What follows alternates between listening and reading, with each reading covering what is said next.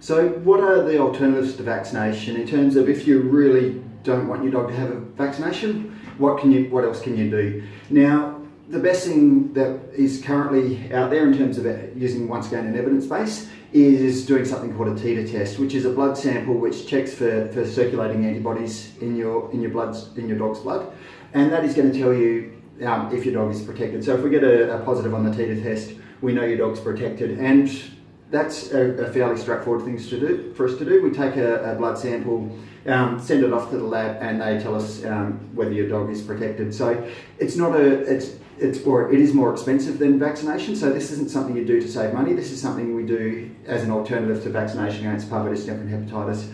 That's not really available as a test for canine cough, and the evidence for canine cough is that the immunity is not very long lasting, so we do need to be doing an annual booster for that one if the dog is at risk. But otherwise, like I say, if you're really worried about a vaccination, have a chat to us about a titre test and we can talk you through the process there. Now, what we don't really know is if we get a negative on a titre test, does that mean your dog's protected? We don't know for sure, but in that sort of circumstances, unless there was a specific reason not to give the vaccination, so for example, we would be unlikely to give a vaccination for a dog which has got a significant autoimmune condition. Some cancers, if we're treating them, we may not vaccinate the pet. But otherwise, if we get a negative on the titre test, we will be recommending vaccination. But once again, as we always say, if you're concerned, if you want to have a bit of a chat about the titre testing, then talk to your vet and they can talk you through the process.